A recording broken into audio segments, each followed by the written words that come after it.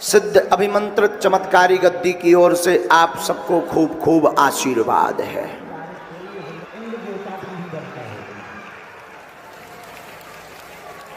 जो जो अर्जी कामना लेकर,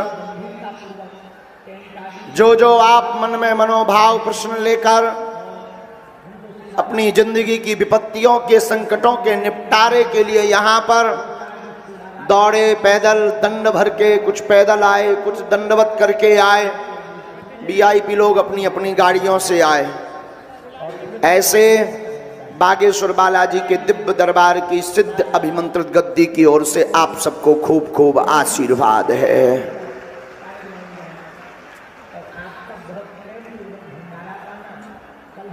जो जो मनोकामना लेकर बैठे हैं, आए हैं, श्री दादा गुरु और बागेश्वर बालाजी और कलयुग के राजा श्री हनुमान जी, बागेश्वर बालाजी की ऐसी कृपा हो कि जाओ, पर्चा बने या ना बने, आप हमसे मिल पाओ या ना मिल पाओ, जाओ, आज से आप सबके ऊपर बागेश्वर बालाजी की कृपा हो जावे।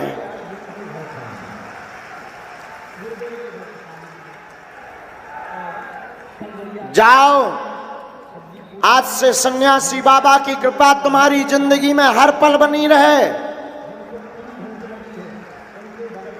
जाओ, जो जो भी अलाए बलाए तुम्हारे जीवन में तुम्हारे घर पर है, 3 पीढ़ियों से चल रहे पूज्यपाद सन्यासी बाबा, हमारे पूज्यपाद दादा गुरु जी ने भी 40 साल तक दरबार लगाया। पूज्यपाद सन्यासी बाबा ने भी दरबार प्रारंभ किया।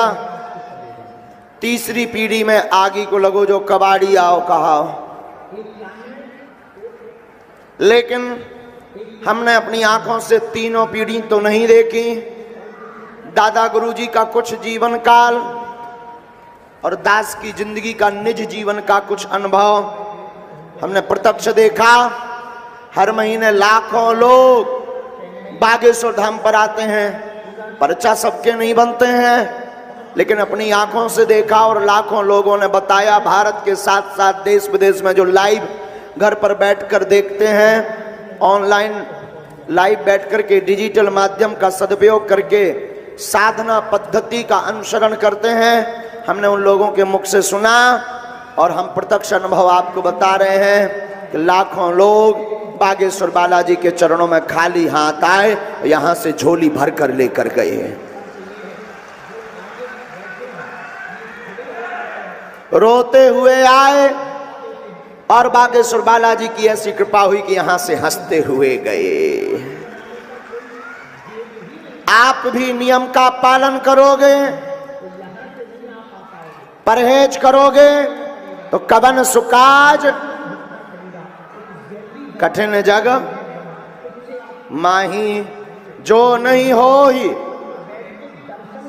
ऐसा कोई काम नहीं है जो कलयुग के राजा श्री हनुमान जी सफल ना कर पाए। अगर लहसुन प्याज मांस मंदरा बंद करके महीने में एक बार, 2 महीने में एक बार भी पेशी करोगे तो जाओ, अर्जी तुम्हारी लग गई, आज से ही कृपा होने लगेगी। आशीर्वाद है।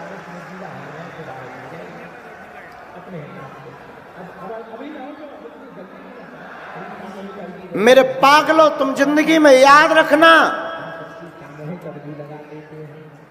विपत्ति में कोई किसी का नहीं होता सिवाय ईश्वर के। और मेरे पागलों, ये लोग तुम्हें तब मिलेंगे, ये लोग तुम्हारे साथ तब खड़े होंगे, कंधे से कंधा मिलाकर तब चलेंगे जब तुम्हारी जिंदगी में चमक और नोट जेब में पड़े हुए दिखाई पड़ेंगे। जब कामयाबी शोर मचाने लगेगी तब तुम्हारी जिंदगी में हजारों रिश्ते ऐसे आएंगे जो कभी रिश्तेदारी चली भी नहीं, वो भी अपने नाना के, मामा के, फुआ के लड़का के नाती बताने लगेंगे अपने आप को। इसलिए मेरे पागल, याद रखना। बहुत से लोग हमसे कहते कि ये क्या अंधविश्वास है गुरुजी, बहुत से लोग न जाने क्या क्या कहते हैं। हम कहते हैं मेरे पागल, लोगों का काम है कहना, लोगों को कहने दो। भला मुझे कौन सी पड़ी हुई है गाली खाने की। ये दुनिया है, जिसने जाना नहीं वो जरूर बोलेगा, लेकिन वो जो जान लेता है, जो नजदीक आके समझ लेता है, जो अनुभव कर लेता है, वो फिर बोलता नहीं है, वो मौन होकर के दूसरे को भी चुप करवा देता है। जब तक आपने जाना नहीं है तो स्वभाव बस आपको लगेगा बड़ा पाखंडी है, ढोंगी है, मूर्ख बना रहा, बुद्धू बना रहा है, अंधविश्वास फैला रहा है, लोगों को बहला रहा है, लोगों को बगरला रहा है। ये दुनिया है साहब। Thank you very much. आपने जिन शब्दों से संबोधित किया, यहां भी हजारों लोग ऐसे बैठे हैं जो ये कहकर जाएंगे। यहां भी लोग ऐसे खड़े हुए हैं, सामने बैठे हैं, जो कहकर आ चुके हैं, फिर भी आए हैं। पता नहीं क्यों आए हैं, लेकिन हम फिर कहेंगे, आप हमें जरूर ये शब्द देकर जाएंगे, लेकिन इस दरबार से हम कुछ ना कुछ देकर के ही आपको घर वापस भेजेंगे।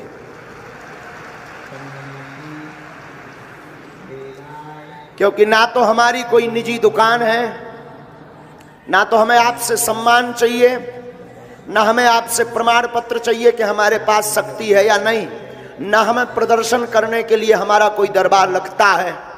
याद रखना मेरे पागलों, बागेश्वर धाम का दरबार सिर्फ और सिर्फ राम नाम के प्रचार के लिए लगता है, और ये करके ही छोड़ेंगे। स्वार्थ के वशीभूत सही, पूरी जिंदगी भले ही तुम राम राम नहीं जपते, लेकिन जब तक पर्चा नहीं बन जाता तब तक तो जपते हो प्यारे। इतनी देर में ही हमारा काम हो जाता है। आज इतनी देर जपा, कल फिर कभी खबर आएगी तो कल फिर जपोगे, फिर जपोगे। धीरे धीरे तुम्हें किसी गुरु की जरूरत नहीं पड़ेगी, किसी दरबार की जरूरत नहीं पड़ेगी, तुम जहां रहोगे वही दरबार बन जाएगा। एक यह प्रयोग है। लेकिन दुनिया बहुत अजीब है मेरे लोगों, बहुत अजीब है। इस जमाने में लोग कहने से चूकेंगे नहीं, और यहां पर बैठे हुए पागलों से कहेंगे तुम इनकी बातों को सुनना भी मत करो, इग्नोर कर दिया करो। ये बिल्कुल बोलेंगे, इनको कोई काम नहीं है, इनको बोलने का ही काम है, ये बोलेंगे। अभी तो ना जाने क्या क्या कहेंगे, अभी तो न जाने क्या क्या बोलेंगे। अभी तो सिर्फ यहीं तक सीमित है कि ये तो पाखंडवाद है, अंधविश्वास है। मेरे पागल, कभी मौका मिले यहां आकर बैठना, समझ में आ जाएगा कि पाखंडवाद क्या है और अंधविश्वास क्या है। कोई धमकी नहीं है। आप सोचो कि गुरुजी धमकी देते हैं, हमारी कोई धमकी नहीं है। साधु की गद्दी कभी धमकी नहीं देती, ये सन्यासी बाबा की गद्दी है। स्वीकार करो तो ठीक है, ना करो तो ठीक है।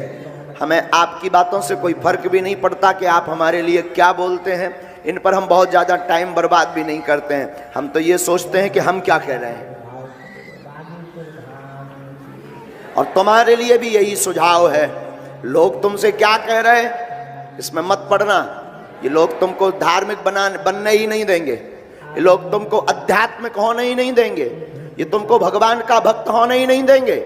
मीराबाई पर न जाने क्या क्या लांछन लगाए, बड़ी सुंदर थी मीराबाई, न जाने क्या क्या बोला।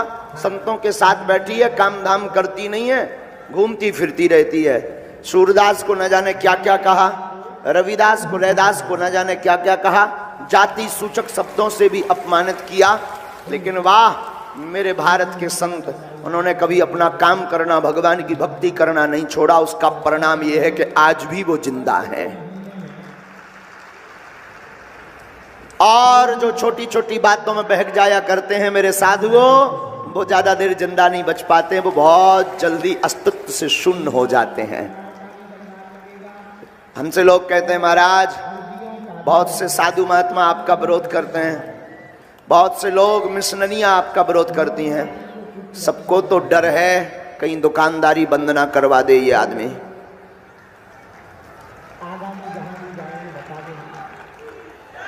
मिशनरी वालों को भी डर है, क्योंकि उन्होंने एक नया ट्रेंड चलाया था। मिशनरी वालों ने ऐसे करते थे आदमी गिर जाता था, आदमी गिर जाता था। हमने भी एक दिन, बहुत बचपन की बात है, हमने भी एक दिन बैठे बैठे सोचा हम भी कुछ ऐसा करेंगे, जैसे उन्होंने हमारे सनातन पर अटैक किया हम भी उनके इन पर अटैक करेंगे।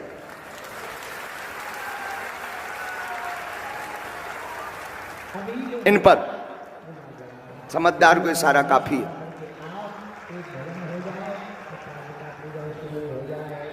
हमने कुछ बोला नहीं है,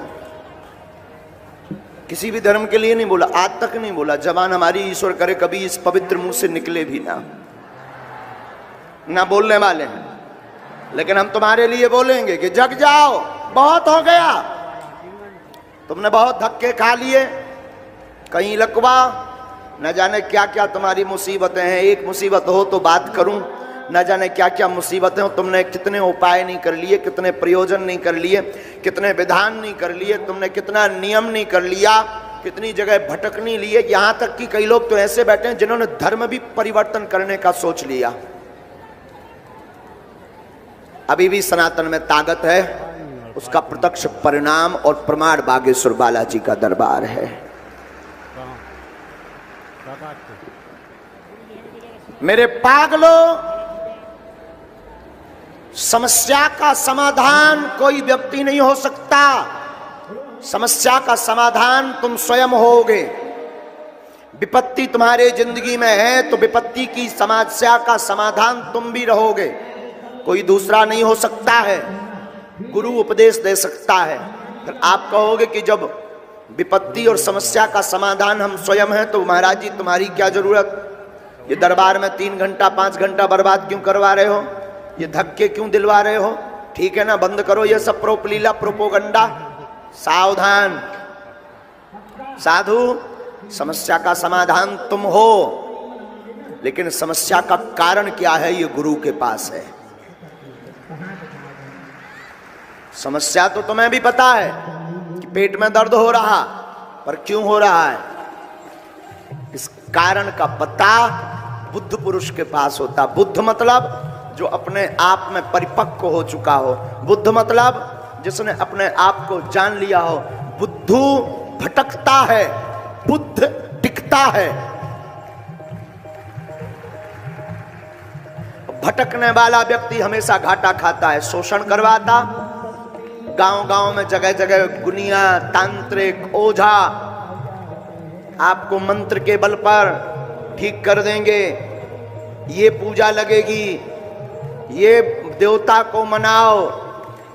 हम किसी की बुराई नहीं करते हैं, आपकी भावनाओं का सम्मान है, आपकी भावनाओं का साधुवाद है। हम तो ये भी कहते कि तुम हमारे भी चक्कर में मत पड़ो, हम तो ये भी कहते तुम बागेश्वर धाम भी मत आओ, हम तो ये भी कहते तुम हमारे भी दरबार में मत आओ, तुम्हें सौगंध है, आओ तो वेलकम, ना आओ तो भीड़ कम, कोई दिक्कत नहीं, मत आओ। तुम्हें हमारे भी दरबार में आने की आवश्यकता नहीं है, लेकिन तुम्हारा जमीर जिंदा हो तो 10 गुरु को मत पकड़ना, 10 दरबारों में मत भटकना। तुम्हारा अगर जमीर जिंदा है तो उठना, बगल के हनुमान जी के मंदिर में जाकर कह देना, बागेश्वर धाम जाकर कह देना, आज से तुम हमारे और हम तुम्हारे हो गए। लेकिन इसके बाद तुम भटकना मत, इसके बाद तुम बहकना मत। मेरे पागल, हम दावे के साथ ये चिल्ला रहे हैं तो किसी कारण से नहीं, हमें तुम्हारा दुख नहीं देखा जा रहा है। बुरा मत मानना, जितने यहाँ बैठे हैं या घर हुए बैठे हुए हैं, जरूरी नहीं है। देखो, बहुत बुरी बात मत मानना, तुम्हें लगे धक्का तो माफ करना। सच बतावें, ये जानना भी बहुत बुरी बात है, किसी के मन के बारे में जानना भी बहुत बुरी बात है। किसी से प्रेम नहीं हो पाता है, क्योंकि वो मुख से कुछ और बोलता है, मन कुछ और बोलता है, तो घृणा अपने आप हो जाती है कि ये कितना दो बंडकार रंग ललिया आदमी है। और हमारी जिंदगी में यही है, हमारी लाइफ में यही है कि हमें किसी से स्नेह नहीं होता, किसी से नहीं होता। क्यों? क्योंकि आदमी बोलता कुछ है, भीतर कुछ और होता है। हाँ, बेकार है ये चीज, ये भी हम कहते हैं, लेकिन ये हनुमान जी की कृपा है तो बहुत अच्छी है। दूसरों का भला हो रहा है तो बड़ी अच्छी है, लेकिन हम कई बार सोचने लगते हैं कि ये भी विचित्र बात है। किसी के बारे में जान जाना भी बहुत बुरी विचित्र बात है। यहां पर कितने लोग नहीं बैठे जो गाली पक करके बैठे हैं। अब जरूर आ गए हैं जब ऊंट पहाड़ के नीचे आता है। कितने लोग नहीं है हमारे आने के पहले ना जाने क्या क्या नारे, पाखंडी आ रहा, पाखंड फैलाएगा, झोला भरेगा, पैसा कमाएगा, चला जाएगा, ठटरी के बरे नक कटा।